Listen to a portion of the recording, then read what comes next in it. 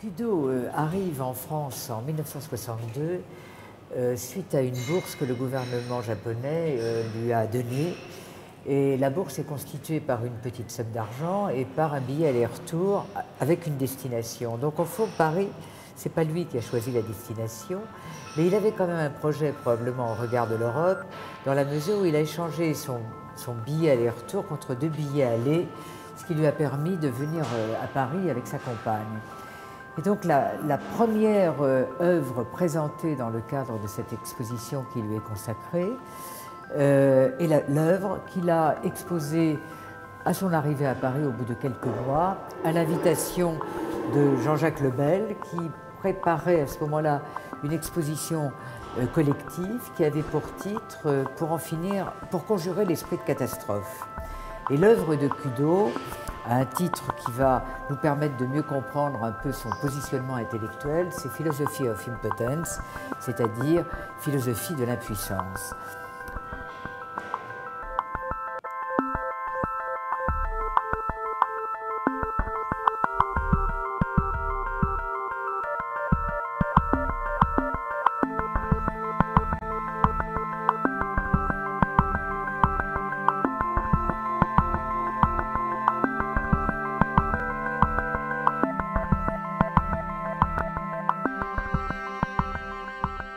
Là, nous avons le thème de l'enfermement qui est évoqué par ces 3 cubes, mais également sur les parois de certains de ces cubes, nous voyons apparaître des cocons.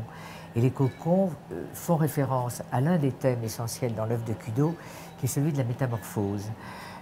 Pour lui, l'être humain se devait de se transformer, et d'ailleurs les pots qu'il abandonne aussi bien sur le sol que sur des chaises longues, on le verra un peu plus tard, indique cette mue commune à un certain nombre d'espèces qui devrait permettre à l'être humain de se régénérer un jour et de donner forme à un être peut-être construit en laboratoire, mais un peu plus parfait que celui qui existe actuellement.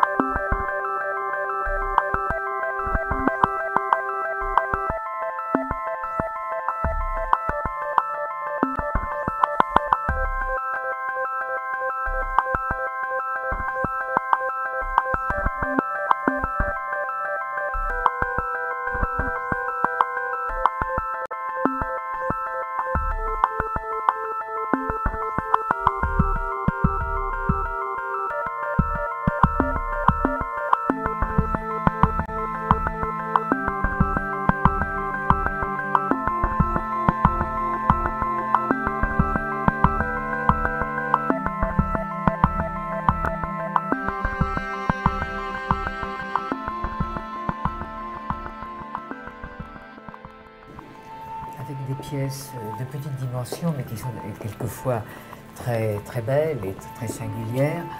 Nous avons fait une sorte de petite chapelle qui garderait des reliques d'une humanité qui a partiellement disparu. Et chaque objet a une sorte d'élégance en dépit de ce qu'il énonce, c'est-à-dire aussi bien le phallus prisonnier de la cage que le miroir porteur de deux oreilles, ou que le Christ réalisé avec un préservatif. En dépit des matériaux et de ce qui est dit avec ces matériaux, il y a une très grande élégance, une très grande finesse dans les objets.